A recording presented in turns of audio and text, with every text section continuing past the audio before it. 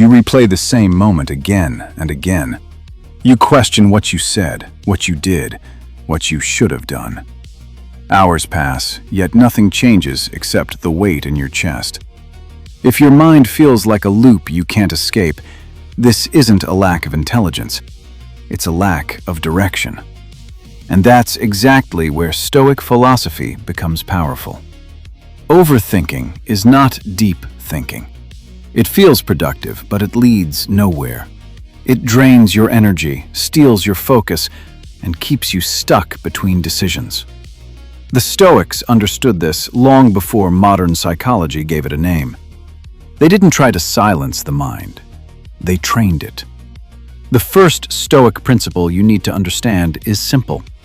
Some things are in your control, and some things are not. Most overthinking comes from trying to control what you can't. You analyze how people perceive you. You imagine outcomes that haven't happened. You attempt to solve problems that don't exist yet. This creates mental noise. A Stoic approach begins with separation. Ask yourself one question. Is this within my control? If the answer is no, your job is not to fix it. It's to release it. This sounds easy, but it requires discipline.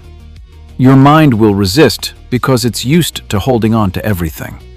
Letting go feels unnatural at first, but holding on is what's exhausting you. Now consider this.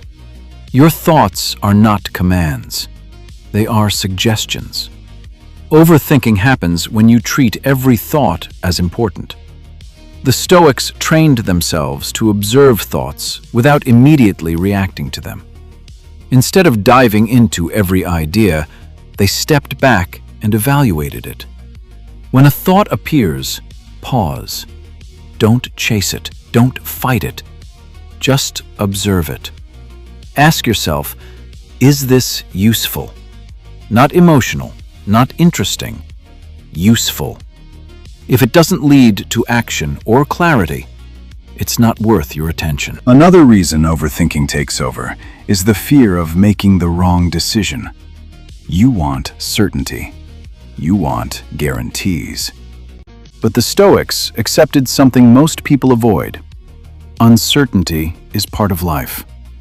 You will never have complete information. Waiting for it only delays your progress.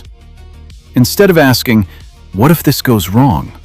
ask, "What is the best action I can take with what I know right now?" Then act. Action breaks the cycle. Thinking without action feeds it. There's also a hidden belief behind overthinking. The idea that more analysis leads to better outcomes. In reality, it often leads to paralysis. The Stoics valued clarity over complexity. They focused on what was essential and ignored the rest. Simplify your decisions. Reduce your options. The more choices you entertain, the harder it becomes to move forward.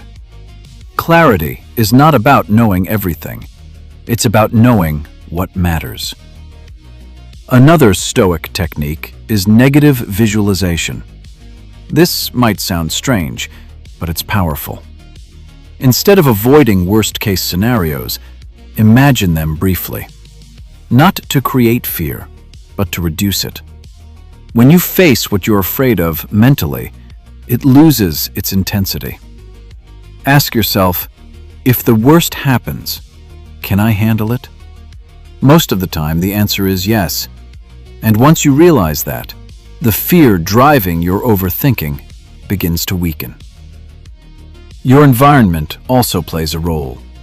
Constant stimulation, notifications, social media, endless content keeps your mind active even when it doesn't need to be.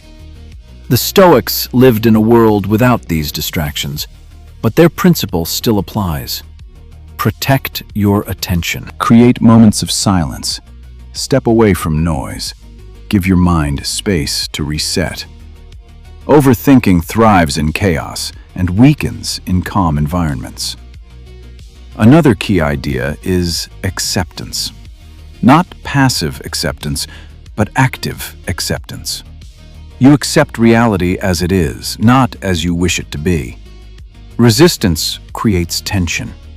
Acceptance creates clarity. If something has already happened, thinking about it repeatedly won't change it. The Stoics believed that your energy should be directed toward what you can influence now, not what has already passed. This brings us to the present moment. Overthinking pulls you into the past or pushes you into the future. Rarely does it keep you grounded in the present. But the present is the only place where action exists. Focus on what you are doing right now, not what happened yesterday, not what might happen tomorrow. Just this moment. When your attention is fully engaged in the present, overthinking loses its grip. Discipline is another pillar of Stoic practice. Your mind will not automatically become calm. It requires consistent training. Just like physical strength is built through repetition, mental strength is built through practice. Set boundaries for your thinking. If you notice yourself going in circles, interrupt the pattern. Stand up, move, change your environment. Take control of your state. It's also important to understand that not every problem deserves deep analysis. Some things are simple. You either act or you don't. You either accept or you resist. Overcomplicating basic situations is a habit, not a necessity. The Stoics believed in living according to reason, not emotion, not impulse, but reason. This doesn't mean ignoring feelings. It means not letting them control your decisions. When you feel overwhelmed, step back and ask, what is the rational response here? This question alone can shift your perspective. Another powerful shift comes from understanding how little control you have over external events.